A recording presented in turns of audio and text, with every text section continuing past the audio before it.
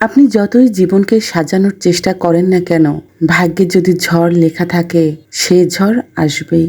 আসসালামু আলাইকুম বন্ধুরা, কেমন আছেন? চলে এসেছি একটি ভিডিও নিয়ে। আজকে দুটি রান্না করব। প্রথমে এখানে পানি কচু বলি আমরা আমাদের আঞ্চলিক ভাষায়। পানি কচু রান্না করার জন্য পানি গরম করে নিয়েছি এবং এই কচুটাকে সামান্য পানির ভিতরে সামান্য লবণ এবং হলুদের গুঁড়া দিয়েছি। এবার কচুটাকে ছোট ছোট টুকরো করে কেটে নিয়েছিলাম, সেটাই গরম পানির ভিতর দিয়ে দিলাম।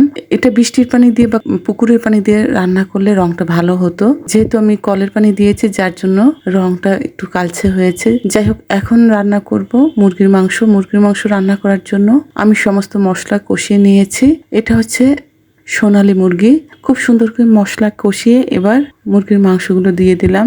এক একজনের এক এক পছন্দ, কেউ ডিম পাড়া মুরগিগুলো পছন্দ করে, কেউ সোনালী মুরগিগুলো পছন্দ করে। তবে রোস্টের জন্য আমার সোনালী মুরগি ভালো লাগে। ঝাল খাওয়ার জন্য লেয়ার মুরগি রয়েছে যেগুলো ডিম পারে, সেটা আমার খেতে বেশি ভালো লাগে। যাই হোক, কিন্তু বাচ্চারা শক্ত খেতে পারে না, যার জন্য খুব একটা কেনা হয় না সেই মুরগিটা।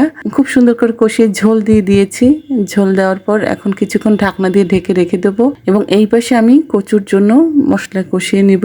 অন্য একটি কড়াইয়ে আমি পরিমাণ মতো তেল, পেঁয়াজ বাটা, মরিচের গুঁড়ো, হলুদের গুঁড়ো, জিরার গুঁড়ো সমস্ত মশলা দিয়ে দিয়েছি।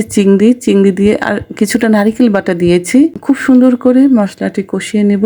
মশলাটি যখন কষানো হয়ে যাবে তার ভিতরে ওই যে সেদ্ধ করে রেখেছিলাম কচু, ওই কচুটা দিয়ে দিব।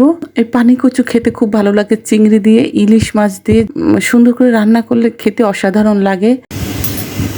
আমার মনে আছে ছোটবেলা আমি আমার বাবাকে একবার বলেছিলাম যে বাবা, এই কচুটা আমার খেতে ভালো লাগে। তারপর আমাদের বাসার পাশে পরিত্যক্ত কিছু জমি ছিল। যারা আমার পুরনো ভিডিও দেখেছেন তারা দেখবেন আমাদের বাসার পাশে একটি জায়গা আছে, জায়গাটা সবসময় জলবদ্ধ অবস্থায় থাকে। ওই জায়গায় আমার বাবা লোক দিয়ে কচু গাছ লাগিয়েছিলেন, এই যে পানি কচু। তো দীর্ঘদিন প্রায় আমরা 4-5 বছর ওখান থেকে কচু খেতে পেরেছি।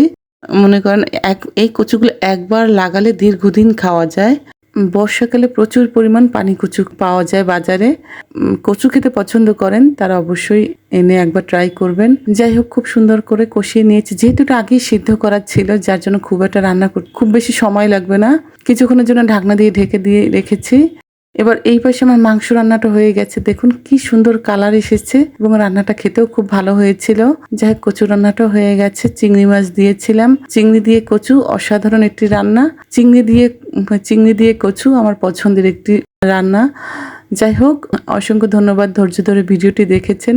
আমার জন্য দোয়া করবেন। আপনাদের সবার জন্য অনেক দোয়া ও শুভকামনা রইল। ফেসবুক থেকে দেখে থাকলে ফলো করবেন আর ইউটিউব থেকে দেখে থাকলে চ্যানেলটিকে সাবস্ক্রাইব করবেন। রান্না দুটি কেমন হলো অবশ্যই কমেন্ট করে জানাবেন। আসসালামু আলাইকুম, সবাই ভালো থাকবেন।